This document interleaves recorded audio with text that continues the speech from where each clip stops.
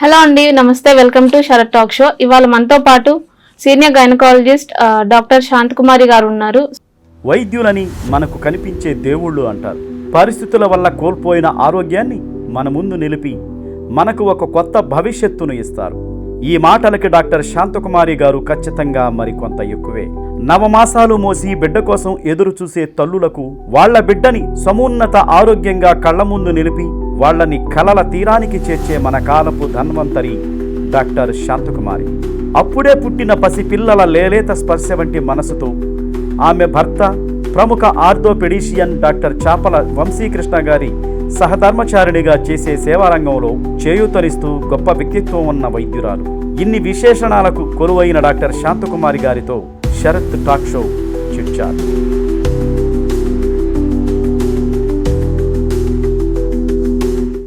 So ఆడవాళ్ళలో వచ్చే సమస్యలు, అలాగే ప్రెగ్నెన్సీ టైంలో వచ్చే సమస్యల గురించి మనం మేడంని అడిగి తెలుసుకుందాం. నమస్తే madam, welcome to Sharath talk show. నమస్తే అండి, అందరికీ నమస్కారం. సో ఈ మధ్య ఆడవాళ్ళలో చాలా మందికి అంటే మ్యారేజ్ తర్వాత ఇన్ఫర్టిలిటీ అనేది ఎక్కువగా కనిపిస్తూ ఉంది, సంతానలేమి అనేది. దీనికి రీజన్స్ ఏంటి మేడం? అంటే మెయిన్గా ఎక్కువగా ఇన్ఫర్టిలిటీకి రీజన్స్ వచ్చేసి మనకు ఈ మధ్య కాలంలో ఎక్కువగా ఒబేసిటీ, వెయిట్ పెరిగిపోతున్నారు పిల్లలు. దానివల్ల ఏమవుతుందంటే పీసీఓడి వస్తుంది అనమాట. అంటే జనరల్గా అంటే పాలిసిస్టిక్ ఓవేరియన్ డిసీజ్ అంటాము మా భాషలో. జనరల్గా నీటి బుడగలు అని చెప్తుంటాం అనమాట. ఈ పీసీఓడి ఉన్న వాళ్ళు ఏమవుతుందంటే ఎగ్ రిలీజ్ అనేది సరిగ్గా ఉండదు అనమాట. ప్రతి నెల యాక్చువల్గా 14th డే 15th డే అట్లా ఎగ్ అనేది ఒకటి రిలీజ్ అవుతూ ఉంటుంది. ఈ ఎగ్ అనేది సరిగ్గా రిలీజ్ అవ్వకపోవటం వల్ల మనకు ప్రెగ్నెన్సీ అనేది రాదు. అలాగే రిలీజ్ అవ్వట్లేదు కాబట్టి మనకు పీరియడ్ కూడా రెగ్యులర్గా రాదనమాట. అది చాలా లేట్గా రిలీజ్ అవ్వటం కానీ, ఓసారి రిలీజ్ అవ్వకోకుండా ఉండటం కానీ జరుగుతూ ఉంటుంది. అందుకని 2 monthsకి ఒకసారి కానీ 3 monthsకి ఒకసారి కానీ అలా వస్తూ ఉంటుంది అనమాట పీరియడ్. అందుకని మనకు ఫర్టైల్ పీరియడ్ అనేది తెలియదు కాబట్టి మనకు కపుల్స్కి ప్రెగ్నెన్సీ రావటం అనేది లేట్ అవుతూ ఉంటుంది. కొంతమందికి వచ్చినా కూడా అంటే కొంతమందికి రిస్క్ ఉంటుంది ప్రెగ్నెన్సీలో. దీనికి రీజన్స్ ఏంటి మేడం? అంటే మనకు రిస్క్ అంటే మెయిన్గా ప్రెగ్నెన్సీలో అంటే హై రిస్క్ ప్రెగ్నెన్సీ అంటుంటాం. అంటే normal pregnancy, high risk pregnancy అంటుంటాం అనమాట. నార్మల్ ప్రెగ్నెన్సీ అంటే మనకు ప్రెగ్నెంట్ ఉమెన్లో బ్లడ్ లెవెల్స్ కానీ, అంటే హెచ్బి పర్సంటేజ్ కానీ, అలాగే మనకు బీపీ కానీ, షుగర్స్ కానీ, థైరాయిడ్ కానీ ఇవన్నీ నార్మల్గా ఉన్న వాళ్ళని నార్మల్ ప్రెగ్నెన్సీ అంటాము. అంటే బిడ్డ గ్రోత్ బాగా ఉండడము, ఆ తర్వాత ఉమ్ము నీరు కొంచెం నార్మల్గా ఉండటము, ఇట్లా ఉన్న వాళ్ళని నార్మల్ ప్రెగ్నెన్సీ అంటాం. ఇందులో ఏమన్నా ఆల్టరేషన్స్ అంటే ఏమన్నా బ్లడ్ తగ్గటం కానీ, అనీమియా అంటుంటాం. మన కంట్రీలో ఎక్కువగా చూస్తుంటాం అనమాట అనీమియా, రక్తహీనత అని చెప్తుంటాం. దీనివల్ల ఏమవుతుందంటే ప్రెగ్నెన్సీలో బేబీ గ్రోత్ కూడా ఎఫెక్ట్ అవుతుంది, అలాగే మదర్ కూడా ఎఫెక్ట్ అవుతుంది అనమాట. దీనివల్ల మనకు ఎక్కువగా బేబీస్లో డెవలప్మెంట్ అనేది తక్కువగా ఉండటం వల్ల పిల్లలు కూడా కొద్దిగా వెయిట్ తక్కువగా పుట్టడము ఇట్లా వస్తుంటారు అనమాట. అనీమియా ఒకటి. అలాగే మనకు బీపీ పెరుగుతూ ఉంటుంది కొంతమందికి. మా దాంట్లో ప్రెగ్నెన్సీ ఇండ్యూస్డ్ హైపర్ టెన్షన్ అంటామంట, పిఐహెచ్ అంటామంటే ప్రెగ్నెన్సీ ద్వారా వచ్చే బీపీ అనమాట. నార్మల్గా కాకుండా ప్రెగ్నెన్సీ ద్వారా వచ్చే బీపీ అనమాట. ఇలాంటి వాళ్ళల్లో కూడా మనకి ఏమవుతుందంటే బిడ్డ గ్రోత్ అనేది తగ్గుతూ ఉంటుంది, ఉమ్ము నీరు కూడా తగ్గుతుంది. అలాగే లో బర్త్ వెయిట్ పిల్లలు పుడుతుంటారనమాట వీళ్ళకి కూడా. అలాగే బీపీ మనం మానిటర్ చేసుకుంటూ ఉండాలి, చూసుకుంటూ ఉండాలి. అంటే వీక్లీ వన్స్ కానీ 2 వారాలకు ఒకసారి కానీ బీపీ వన్స్ స్టార్ట్ అయితే చెక్ చేసుకుంటూ ఉంటాం. అలాగే బ్లడ్ టెస్ట్లు అంటే లివర్కి సంబంధించిన, కిడ్నీకి సంబంధించిన టెస్ట్లు కూడా చెక్ చేస్తుంటాం అనమాట. అంటే ఎక్కువగా పెరుగుతుంది అని అంటే మేము డెలివరీ ప్లాన్ చేస్తాం అట్లా. అలాగే కొంతమందికి ప్రెగ్నెన్సీలో డయాబెటీస్ కూడా కనిపిస్తూ ఉంటుంది మేడం. తర్వాత ప్రెగ్నెన్సీ తర్వాత ఇంకా అంటే ఉండదు. దీనివల్ల ఏమన్నా ప్రాబ్లం ఉంటుందా బేబీకి కానీ? అవునండి, ఈ మధ్య కాలంలో ఎక్కువ మందిలో చూస్తున్నాము ఈ డయాబెటీస్ అనేది కూడా, షుగర్ అనేది పెరిగిపోతుంది. జనరల్ పాపులేషన్లో కూడా మనకు డయాబెటీస్ అనేది ఎక్కువగా ఉంది. ఎందుకంటే మనం లైఫ్ స్టైల్ అనేది మనకు ఎక్కువగా సెడెంటరీ లైఫ్ స్టైల్ ఉందన్నమాట. ఈ సెడెంటరీ లైఫ్ స్టైల్ వల్ల మనకు ఎక్కువగా కార్బోహైడ్రేట్స్ తీసుకోవటము, అలాగే కూర్చొని ఉండటం వల్ల ఏమంటే బ్లడ్ షుగర్ లెవెల్స్ పెరుగుతూ ఉంటాయి. అలాగే మనకు తీసుకునే ఫుడ్ కూడా మనకు ఎక్కువగా రిచ్ ఫుడ్ అనమాట. యాక్చువల్గా ప్రోటీన్స్ కానీ అన్నిట్లో కూడా రిచ్ ఫుడ్ తీసుకుంటాం. అది తీసుకోవటం వల్ల మనము ఎక్కువ పని చేయకపోవటం వల్ల షుగర్స్ అన్నీ పెరిగిపోతుంటాయి. ఆ ప్రెగ్నెన్సీలో కొద్దిగా బార్డర్లో ఉన్నప్పుడు కూడా మనకు ఫాస్ట్గా పెరుగుతాయి అన్నమాట. దాన్ని అది జీడిఎం అంటాం, జెస్టేషనల్ డయాబెటీస్ మిలిటస్ అంటాం అనమాట. ప్రెగ్నెన్సీలో వచ్చే షుగర్ అనమాట. అది ఆఫ్టర్ డెలివరీ తగ్గిపోతుంది చాలా మందిలో. మరీ ఎక్కువగా ఇన్సులిన్ ఎక్కువగా వాడే వాళ్ళకి మాత్రం కొద్దిగా అట్లనే ఉంటుంది. కొంతమందికి ఏమవుద్దంటే ఆల్రెడీ ప్రెగ్నెన్సీ కంటే ముందే షుగర్స్ కూడా ఉంటున్నాయి ఈ మధ్య. ఇంతకుముందు ప్రెగ్నెన్సీలో చూసేవాళ్ళం కొంతమందికి షుగర్స్. ఇంతకుముందు లేట్ మ్యారేజెస్, అంటే మ్యారేజెస్ లేట్ అవటం వల్ల ప్రెగ్నెన్సీస్ రావటం లేట్ అవటము, దీనివల్ల ఏమవుతుందంటే ఆఫ్టర్ 30 years కానీ 35 years వచ్చిన వాళ్ళలో మాత్రం ముందే ప్రెగ్నెన్సీ ఉంటుంది అనమాట. అది ప్రెగ్నెన్సీ ఇండ్యూస్డ్ కాదు, నార్మల్ డయాబెటీస్, ఓవర్ డయాబెటీస్ అంటాము. అట్లా వీళ్ళల్లో కూడా మనకు ఎక్కువగా మదర్లో షుగర్ లెవెల్స్ అనేది కంట్రోల్ చేసుకుంటూ ఉండాలన్నమాట. అంటే మనం ట్యాబ్లెట్స్ వాడచ్చు, అలాగే మనకు ఇన్సులిన్ కూడా వాడుకోవచ్చు అనమాట. ఎక్కువగా ట్యాబ్లెట్స్ అంటే మనకు ఎక్కువ ట్యాబ్లెట్స్, అన్ని ట్యాబ్లెట్స్ వాడలేము, కొన్ని ట్యాబ్లెట్సే వాడతారు అనమాట. అలాగే చాలా మటుకు మనకు ఎక్కువగా షుగర్స్ పెరుగుతుంటే అన్నమాట ఇన్సులినే వాడతాం. ఇన్సులిన్ అయితేనే మనకు న్యాచురల్గా ఉంటుంది, అలాగే మనకు కంట్రోల్ కూడా బాగా వస్తుంది అనమాట. మన బాడీలో ఇన్సులిన్ న్యాచురల్ ఇన్సులిన్ లాగా మనకు యాక్ట్ అవుతుంటుంది అనమాట. ఇది షుగర్స్ ఉన్న వాళ్ళు బ్లడ్ షుగర్ లెవెల్స్ చాలా కరెక్ట్గా మెయింటైన్ చేసుకుంటూ ఉండాలి, మానిటర్ చేసుకుంటూ ఉండాలి, ఎవ్రీడే మానిటరింగ్ ఉండాలన్నమాట. అలాగే మనకు ఇందులో ఎక్కువగా షుగర్స్ ఉన్న వాళ్ళలో ఎక్కువగా బేబీ డెత్స్ అవుతుంటాయి అన్నమాట. ఐయుడీస్ అంటాం, ఇంట్రా యుట్రైన్ డెత్ అంటాం అనమాట. అంటే బేబీ సడన్గా హార్ట్ బీట్ ఆగిపోయి లోపల కడుపులో బిడ్డ చనిపోతుంటారు అనమాట షుగర్ వల్ల. షుగర్ చెప్పాలంటే షుగర్స్ ఎక్కువ అవటం బిడ్డకు పాయిజన్ లాగా అనమాట చెప్పాలంటే. మదర్కి ఎక్కువ అయితే బేబీకి ఎఫెక్ట్ అవుతుంది. హై షుగర్స్ ఉండకూడదు బేబీస్లో, అందుకని ఎక్స్పోజ్ అవ్వకూడదు బేబీస్లో. అందుకని మేము ఎక్కువ మందికి చెప్తుంటాము. చాలామంది ఏం చేస్తారంటే జ్యూసెస్ తాగుతుంటారు, అలాగే గ్లూకోజ్ తింటుంటారు, గ్లూకోజ్ వేసుకొని తీసుకుంటుంటారు. అంటే నార్మల్గా ఉన్న వాళ్ళకి అవసరం లేదనమాట. ఎక్కువగా అంటే మనకు ఏదైనా బాగలేదు, తినట్లేదు, జబ్బు పడ్డారు అన్నప్పుడు మాత్రమే గ్లూకోజ్ కలుపుకొని తాగాలి, లేదంటే జ్యూసెస్ తాగాలన్నమాట. ఎందుకంటే మనకు వెంటనే మనం హై షుగర్స్ తీసుకున్నాం అనుకో, గ్లూకోజ్ కానీ ఫ్రూట్ జ్యూసెస్ కానీ అందులో కూడా షుగర్స్ వేస్తారు. అవి తీసుకుంటే ఏమవుతుంది, మన బ్లడ్లో ఉన్న షుగర్స్ చాలా ఫాస్ట్గా రైజ్ అప్ అయిపోతాయి అన్నమాట. అంత ఫాస్ట్ రైజ్ అవ్వకూడదు, స్లోగా రైజ్ ఉండాలి, స్లోగా ఫాల్ ఉండాలన్నమాట. అప్పుడే బేబీకి హెల్తీగా ఉంటుంది అనమాట. అందుకని జ్యూసెస్ కన్నా ఫ్రూట్గా తినమని చెప్తుంటాను. అప్పుడు మనకు దాంట్లో ఫైబర్ ఉంటుంది, మనకు స్లోగా బ్లడ్ షుగర్ లెవెల్స్ అనేది రైజ్ అవుతుంటాయి, మనకు దానివల్ల ఇబ్బంది అనేది ఉండదు. అలాగే మనకు ఫైబర్ ఉండటం వల్ల ఏమవుతుందంటే మోషన్ కూడా ఫ్రీగా అవుతుంది. మనకు మెయిన్గా గట్ కూడా బాగుండాలన్నమాట ప్రెగ్నెన్సీలో. అంటే కాన్స్టిపేషన్ కానీ మోషన్స్ అవటం కానీ ఇలా ఉండకూడదు అనమాట. ఎందుకంటే మనకు ఎక్కువగా యాంటీబయాటిక్స్ అనేది వాడలేము కాబట్టి మనకు బాగుండాలి. అందుకని ఎక్కువ లిక్విడ్ డైట్, సాఫ్ట్ డైట్ ఎక్కువ యూస్ చేయొద్దని చెప్తాను అనమాట. తగినంతగా మనము ఉడకపెట్టుకొని తినాలి. ఫైబర్ ఉండే డైట్ ఎక్కువగా తీసుకోవాలి. ఆకుకూరలు కానీ ఇట్లా చిక్కుడుకాయ, గోడు చిక్కుడు, పెద్ద చిక్కుడు, ఇట్లాంటి పీచు పదార్థాలు, బీరకాయ, ఇట్లాంటి పీచు పదార్థాలు, వెజిటేబుల్స్ ఎక్కువ తీసుకోమని చెప్తుంటాం. షుగర్స్ ఉన్న వాళ్ళు తర్వాత బేబీ మూమెంట్స్ కూడా మానిటర్ చేసుకుంటూ ఉండాలన్నమాట. అంటే మెయిన్గా అంటే 8th 9th monthsలో మెయిన్గా మూమెంట్స్ మానిటర్ చేసుకోమని counts, daily fetal movement count అని చెప్తుంటాము. ఈ డైలీ ఫిటల్ మూమెంట్ కౌంట్ మామూలుగా 12 hours లో 10 మూమెంట్స్ అన్నా ఉండాలి. లేదు అని అంటే మధ్యాహ్నం అంటే మార్నింగ్ ఒక 1 hour, టిఫిన్ చేశాక ఒక 1 hour కౌంట్ చేసుకోవడం, ఆఫ్టర్నూన్ భోజనం చేశాక ఒక 1 hour, నైట్ భోజనం చేశాక ఒక 1 hour కౌంట్ చేసి ఈ 3 hours 10 మూమెంట్స్ ఉండాలన్నమాట. ఏదైనా ఓకే, వాళ్ళ కన్వీనియంట్ బట్టి మనం చూసుకోవచ్చు. మేడం, కొంతమందికి ప్రెగ్నెన్సీ టైంలో లోపల బేబీ గ్రోత్ ఉండాల్సిన దానికంటే చాలా తక్కువగా ఉంటుంది. ఈ అంటే తర్వాత ప్రెగ్నెన్సీలో ఏమన్నా ఇబ్బంది ఉంటుందా? బేబీ గ్రోత్ పుట్టిన తర్వాత ఏదైనా లోపాలు వస్తాయి అలా ఉంటే? ప్రెగ్నెన్సీలో యాక్చువల్గా గ్రోత్ తక్కువ అవటం అనేది జరుగుతూ ఉంటుందండి. దీన్ని మనం IUGR అంటుంటాం అనమాట, ఇంట్రా యుట్రైన్ గ్రోత్ రిస్ట్రిక్షన్. ఇది వచ్చేసి మనకు 7th month తర్వాత అయితే మనకు కొద్దిగా పర్లేదండి.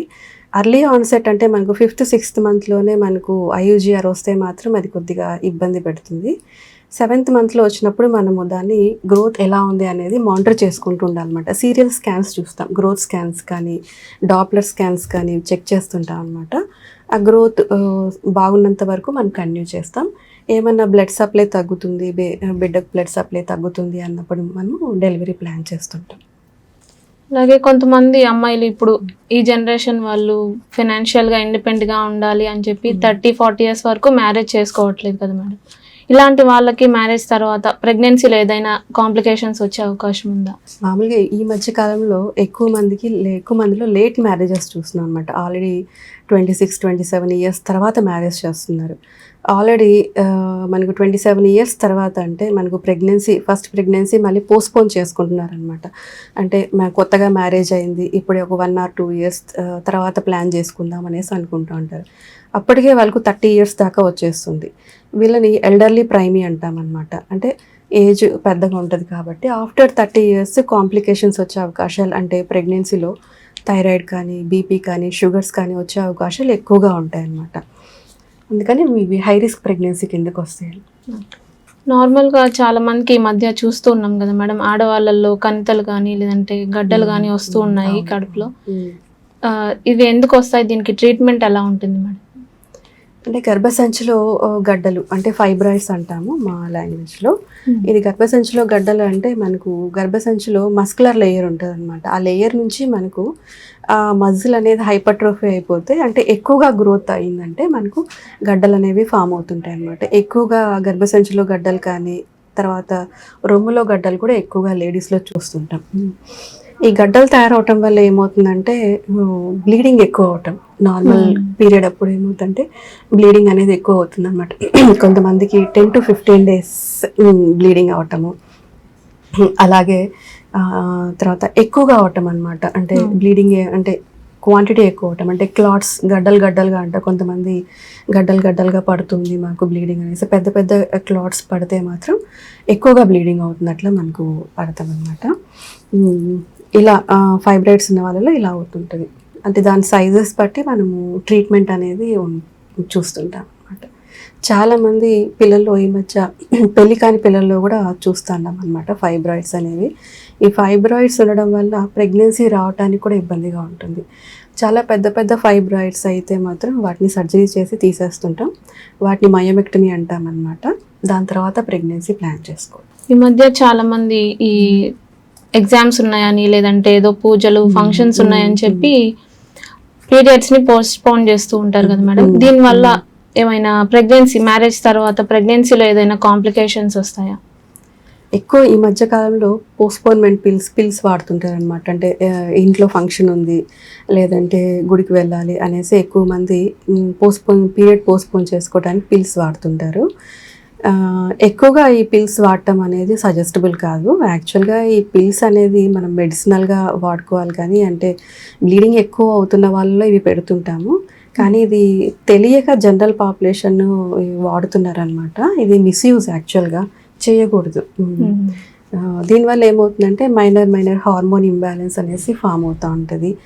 మనకు వన్స్ అంటే మంత్ మధ్యలో పీరియడ్ మధ్యలో స్టార్ట్ చేసామనుకో పిల్స్, అంటే బ్లీడింగ్ ఆగటానికని, అది పీరియడ్ వచ్చే టైం వరకు కంటిన్యూ చేయాలి. చాలామందికి తెలియదు, ఆ 2 days వేసుకొని ఆపేస్తుంటారు. దానివల్ల ఏమవుతుందంటే ఆపేసినాక ఒక 3-4 days తర్వాత నుంచి కొద్దిగా బ్లీడింగ్ అవ్వటం అనేది చూస్తుంటాం అనమాట.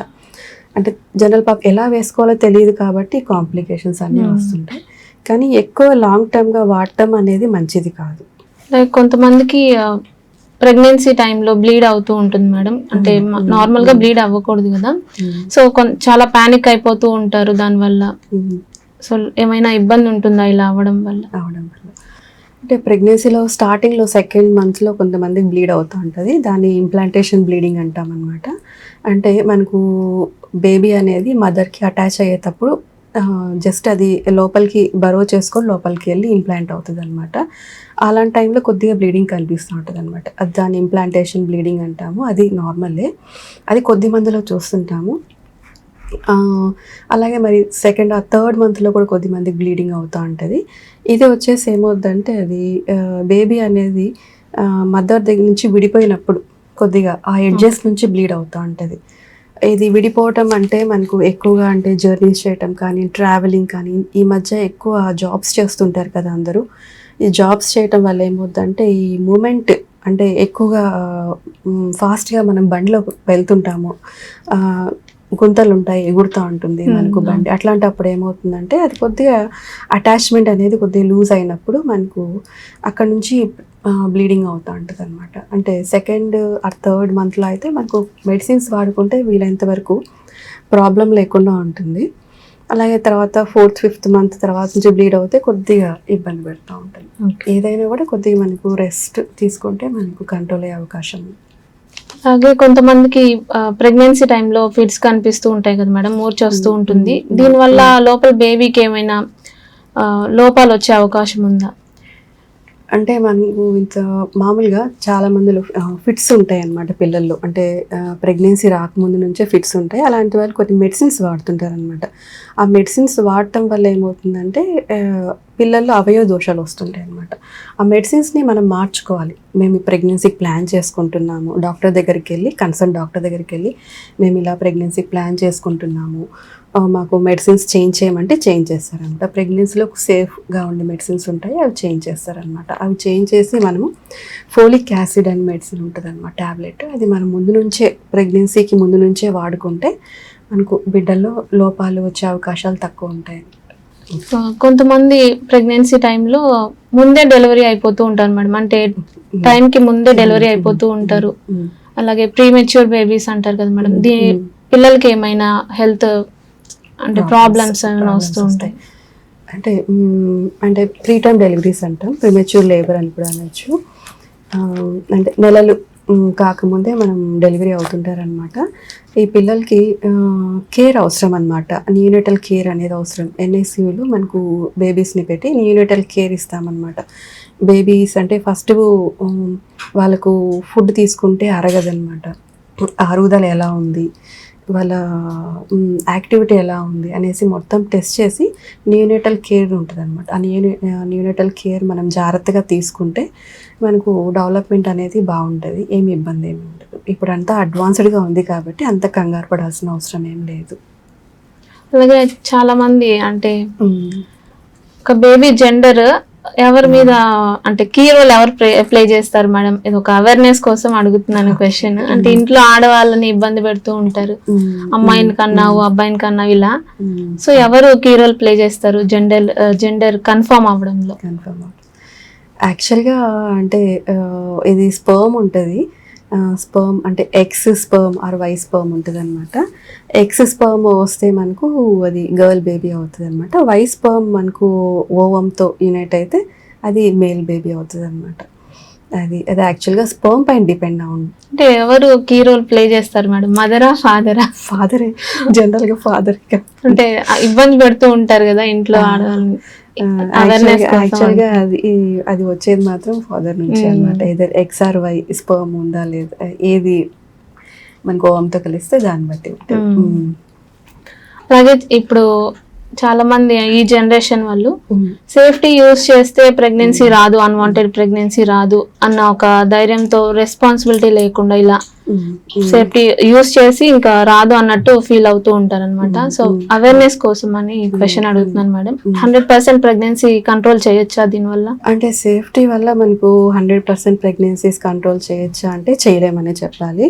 మనం సేఫ్టీ వాడినంత మాత్రాన మనకు ప్రెగ్నెన్సీ రాదు అని చెప్పలేమన్నమాట. ఎందుకంటే అంటే సేఫ్టీ టేర్ అయ్యే అవకాశాలు ఉంటాయి కాబట్టి మనకు అంటే ఒక స్పర్మ్ వెళ్ళినా కూడా మనకు అది ప్రెగ్నెన్సీ వస్తూ ఉంటుంది. అది 100% సేఫ్ అయితే కాదు. యాక్చువల్గా మనకు అదర్ మెథడ్స్ ఉన్నాయండి. మనకు అంటే లూప్ వేసుకోవటం కానీ, లేదంటే పిల్స్ వాడటం కానీ, 21 day ట్యాబ్లెట్స్ అంటుంటాం కదా, అవి వాడటం మనకు సేఫ్. కానీ సేఫ్టీ అనేది మాత్రం కొద్దిగా మనకు అంతే 100% అయితే ఉండదు. తర్వాత అన్వాంటెడ్ ప్రెగ్నెన్సీ వచ్చిన తర్వాత ఈ అబార్షన్ ఇవన్నీ అని చెప్పి పపాయ, పైనాపిల్ ఇలా తింటూ ఉంటారు కదా మేడం, ఇవి ఎంత వరకు వర్క్ అవుతాయి? నిజంగానే ఇది ఒక మిత్తా లేదంటే నిజంగానే వర్క్ అవుతాయా? యాక్చువల్గా మనకు వన్స్ ప్రెగ్నెన్సీ వచ్చాక ఏమన్నా అంటే పపాయ తినడం వల్ల అబార్షన్స్ అవటం కానీ అట్లా ఏమీ జరగదు. చాలామంది అంటుంటారు కానీ అది ఏమీ ఉండదు. చాలామంది ఏం చేస్తుంటారంటే బయట షాప్స్కి వెళ్ళేసి ట్యాబ్లెట్స్ తీసుకోవటం ప్రెగ్నెన్సీ పోవటానికి అని వాడుతుంటారు. అలా వాడకూడదండి. ఎందుకంటే మనకు అర్లీ ప్రెగ్నెన్సీ ఎక్కువ మంది సెకండ్ మంత్లోనే మనకు ప్రెగ్నెన్సీ టర్మినేషన్ కిట్స్ వాడుతుంటారు. సెకండ్ మంత్ ప్రెగ్నెన్సీలో మనకు ట్యూబ్లో ఉంటుంది ఒక్కోసారి ప్రెగ్నెన్సీ అనమాట. ఆ ట్యూబ్లో ఉన్నప్పుడు ఏమవుతుందంటే మనం టాబ్లెట్స్ వేసుకున్నాం అనుకో ట్యూబ్లో బ్లీడ్ అయ్యి ట్యూబ్ పగిలిపోతూ ఉంటుంది. అది చాలా ఎమర్జెన్సీ అవుతుంది అనమాట. అంటే మనకు బయటికి బ్లీడింగ్ కనిపించదు, పొట్టలో బ్లీడింగ్ అవుతూ ఉంటుంది. మదర్ కళ్ళు తిరిగి పడిపోవటం కానీ ఇట్లా జరుగుతూ ఉంటుంది అనమాట. అందుకని మనకు స్కాన్ చూసుకొని మనకు ప్రెగ్నెన్సీ గర్భసంచిలోకి వచ్చింది అన్నప్పుడు మనము అప్పుడు కావాలంటే మనకు బోత్ పేరెంట్స్ అంటే వైఫ్ అండ్ హస్బెండ్ ఇద్దరు వెళ్ళి డాక్టర్ని కన్సల్ట్ అయ్యి అప్పుడు తీసుకుంటే బెటర్ అని నా సజెషన్ అనమాట. ఓన్గా తీసుకొని మెడికల్ షాప్స్లో తీసుకొని వేసుకోవద్దండి. ఎందుకంటే చాలా కాంప్లికేషన్స్ మనం ఫేస్ చేయాల్సి ఉంటుంది. అంటే కొంతమందికి సరిగ్గా పోదు ప్రెగ్నెన్సీ, సగం పోయి సగం ఉండి బ్లీడింగ్ అవుతా బ్లడ్ తగ్గిపోయి చాలా మంది లేడీస్ వస్తుంటారు. వాళ్ళు బ్లడ్ ఎక్కించుకోవటం ఇవన్నీ ఇబ్బంది కదా. అందుకని జాగ్రత్తగా వేసుకుంటే ప్రాబ్లమ్స్ ఏమీ లేకుండా. అలాగే డెలివరీ తర్వాత చాలా మంది ఇంట్లో వాళ్ళు పెద్దవాళ్ళు వాటర్ తాగకూడదు అని చెప్తూ ఉంటారు కదా మేడం. అంటే డిహైడ్రేట్ అవుతూ ఉంటారు కదా, పాలిస్తూ ఉంటారు. సో దీనివల్ల అది నిజమేనా, తాగకూడదా? నిజమే. యాక్చువల్గా ఇది చాలా మంచి క్వశ్చనే చెప్పాలంటే. ఎక్కువ మంది లేడీస్లో అంటే ఆఫ్టర్ డెలివరీ తర్వాత వాటర్ తాగనివ్వరు అనమాట. ఎక్కువ కారాలు పెడుతుంటారు. వాటర్ ఎక్కువ తాగితే పొట్ట పెద్దగా అయిపోద్ది, పొట్ట వచ్చేస్తుంది అనేసి అంటూ ఉంటారు. కానీ వాటర్ అనేది చాలా ముఖ్యం అనమాట. ఆఫ్టర్ డెలివరీ మన బాడీలో ఉన్న ఫ్లూయిడ్స్ అన్నీ కూడా వెళ్ళిపోతుంటాయి అనమాట. ఎయిదర్ మిల్క్ రూపంలో కానీ మనకు వెజినల్ అంటే బ్లడ్ లాస్ కానీ ఇలా ఫ్లూయిడ్స్ అనేది మన బాడీలోంచి వెళ్ళిపోతూ ఉంటుంది. ఒక 1 month వరకు కూడా మన బాడీలో ఉన్న ఫ్లూయిడ్ అంతా వెళ్ళిపోతూ ఉంటుంది అనమాట. అందుకని ఏమవుతుందంటే మనం చెప్పాలంటే న్యాచురల్గానే మన బాడీ డీహైడ్రేటెడ్గా ఉంటుంది. అందుకని ఇప్పుడు ఉన్న ఎన్విరాన్మెంట్ కండిషన్స్ అంటే ఇప్పుడంతా ఎక్కువగా టెంపరేచర్స్ పెరిగిపోవడం వల్ల మనకు ఇది డీహైడ్రేషన్ ఎక్కువగా వస్తూ ఉంటుంది అనమాట. అందుకని మనం డీహైడ్రేషన్ రావటం వల్ల మనకి ఏమవుతుందంటే బ్లడ్ మన బాడీలో ఉన్న బ్లడ్ అక్కడక్కడ క్లాట్స్ అవుతుంటాయి అన్నమాట. మనకు ఏదర్ కాల్లో కానీ లేదంటే బ్రెయిన్లో కానీ క్లాట్స్ వస్తుంటాయి అన్నమాట. ఈ క్లాట్స్ అనేది వచ్చిందంటే మనకు రిస్క్గా ఉంటుంది. అందుకని మనకు ఫ్లూయిడ్ లెవెల్స్ అనేది మెయింటైన్ చేసుకోవాలి. రోజుకి ఒక 4 to 5 liters వాటర్ తీసుకోవాలన్నమాట. అలాగే డెలివరీ తర్వాత స్వీట్స్ కానీ అంటే ఏం తినకూడదు, జ్యూస్ ఇలా తాగకూడదు, బేబీకి జలుబు చేస్తుంది అంటుంటారు కదా మేడం. అసలు ఎంత పర్సంటేజ్ బేబీకి వెళ్తుంది నిజంగానే? అంటే మదర్ తింటే బేబీకి కోల్డ్ అలా రావడం ఉంటుందా? యాక్చువల్గా మా మెడికల్ ప్రకారం అయితే అంత ఎఫెక్ట్ ఏమి ఉండదు. అంటే మిల్క్ కాంపోజిషన్ ఏం పెద్దగా మారదు. మనం తీసుకునే ఫుడ్ వల్ల మనకు బేబీకి జలుబు చేస్తుంది కానీ అట్లా చెప్పలేము. మరి దానివల్ల అంత గ్రాస్ ఇదైతే ఉండదు. కానీ కొన్ని చెప్తుంటారు, మనం పాటిస్తూ ఉంటాం. అది తీసుకోవచ్చు, ఫ్రూట్స్ అని తీసుకోవచ్చు, ఇది తీసుకోకూడదు అనేది ఏం లేదు. అంటే ఏదన్నా తనకు మదర్కి పడకపోతే కొద్దిగా అవాయిడ్ చేస్తే బెటర్. అలాగే ఆడవాళ్ళలో ఈ మధ్య ఎక్కువగా సర్వైకల్ క్యాన్సర్ అనేది కనిపిస్తుంది మేడం. అంటే క్యాన్సర్ అంటే డెఫినెట్ గా భయపడతారు, పానిక్ అయిపోతూ ఉంటారు. ఇదంతా రిస్కీనా, లేదా ట్రీట్మెంట్ ఎలా ఉంటుంది మేడం? సర్వైకల్ క్యాన్సర్ అంటే మామూలుగానే ఇంతకు ముందు నుంచి సర్వైకల్ క్యాన్సర్ అనేది ఎక్కువగా చూస్తున్నాం అనమాట. మన ఇండియన్స్లో ఎక్కువగా ఉంటుంది అనమాట. దీన్ని వ్యాక్సినేషన్ ఉంది యాక్చువల్గా. మనకు సర్వైకల్ క్యాన్సర్ ఇది human papilloma virus HPV vaccination ఉందన్నమాట. ఈ వ్యాక్సినేషన్ వేసుకోవటం వల్ల మనకు దీన్ని సర్వైకల్ క్యాన్సర్ అనేది మనం ప్రివెంట్ చేయొచ్చు. ఇది మనము ఏ ఏజ్లో వేసుకోవచ్చు అంటే 9 years నుంచి మనకు 45 years వరకు కూడా వేసుకోవచ్చు అనమాట సర్వైకల్ క్యాన్సర్. 9 years నుంచి 14 years వరకు అయితే పిల్లల్లో 2 doses సరిపోతాయి. 0 and 6 అంటే ఫస్ట్ వేసినాక తర్వాత 6 months తర్వాత సెకండ్ డోస్ వేసేస్తే 2 dosesతో మనకు కంప్లీట్ అయిపోతుంది. ఆఫ్టర్ 15 years అంటే 14 + 15 years రన్ అవుతున్న వాళ్ళలో మనకు 3 doses వేసుకోవాలన్నమాట. 0, 2 and 6 అప్పుడు డోసెస్ వేసుకుంటాం అనమాట.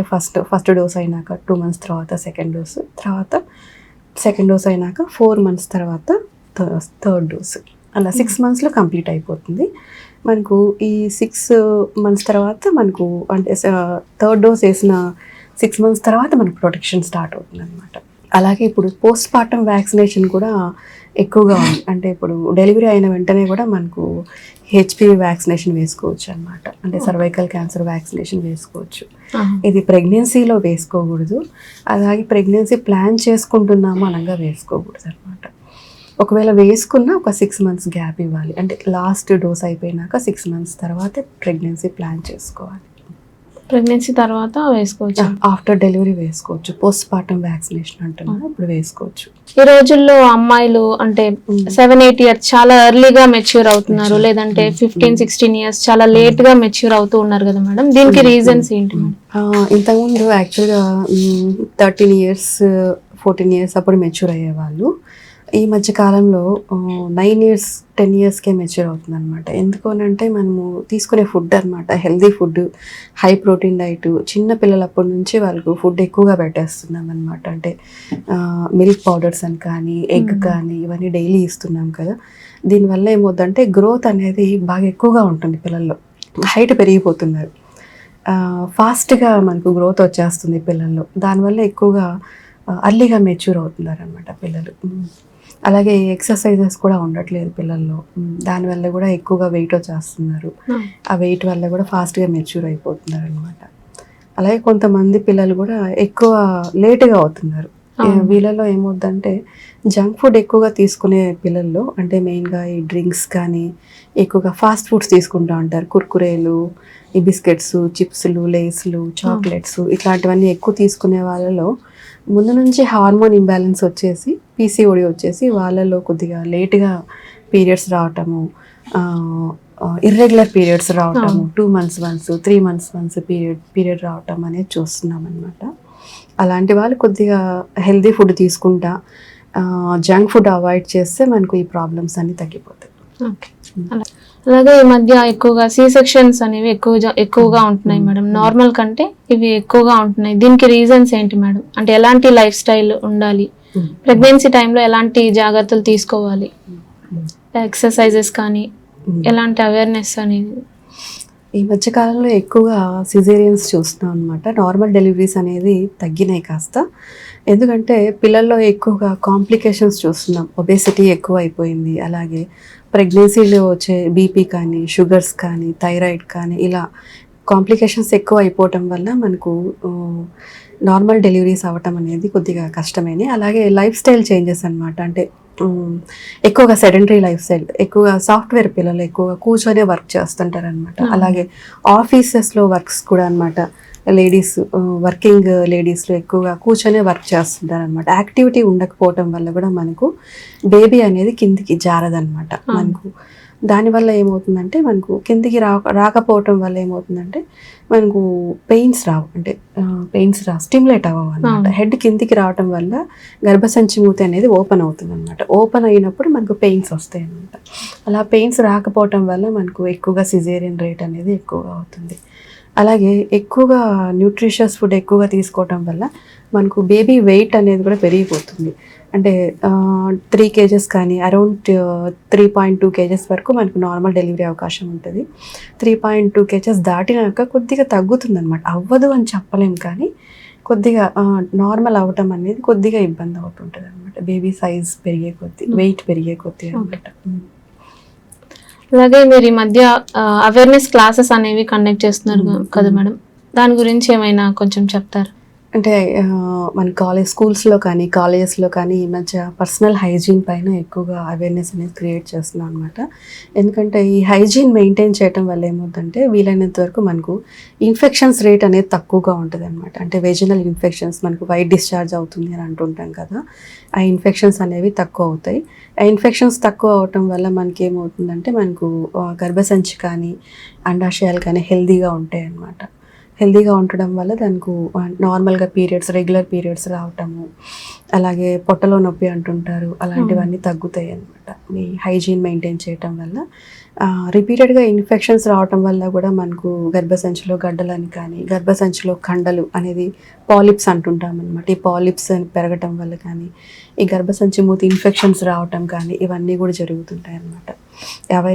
చిన్నపిల్లల్లో అవేర్నెస్ క్రియేట్ చేస్తే వాళ్ళు ప్రెగ్నెన్సీ వచ్చే టైంకి వాళ్ళకు అర్థమవుతుంది నేను ఎలా ఉండాలి, ఏం చేయాలి అనేసి. అప్పుడు ప్రెగ్నెన్సీ కూడా హెల్తీగా ఉంటుంది, అలాగే వాళ్ళ మ్యారిటల్ లైఫ్ కూడా బాగుంటుంది అనమాట. అంటే ఎక్కువ మందిలో వైట్ డిశ్చార్జ్ అవుతుందని, మనకు భార్యాభర్త కలిసినప్పుడు కొద్దిగా పెయిన్ ఉంటుందని చెప్తుంటారు అనమాట. ఇవన్నీ కూడా తగ్గుతుంటాయి అనమాట. జనరల్గా చిన్నపిల్లలకి చెప్తే మనకు వాళ్ళు పెద్ద అయ్యాక వాళ్ళు దే విల్ హ్యావ్ ఒక ఐడియా ఉంటుంది అనమాట. అలా అలాగే మీరు ఈ మధ్య హెల్త్ అవేర్నెస్ క్యాంప్స్ అనేవి రన్ చేస్తున్నారు కదా మేడం, దాని గురించి ఏమన్నా చెప్తారా?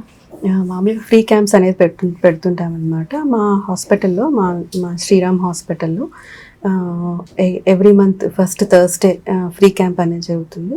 అందులో ప్రెగ్నెంట్ ఉమెన్కి మనకు ఫ్రీగా స్కాన్ చూస్తాము. అలాగే బ్లడ్ టెస్ట్లు కూడా మనకు డిస్కౌంట్ పైన చూస్తాము. అలాగే మిగతా మనకు చాలామంది డాక్టర్స్ ఉన్నారు.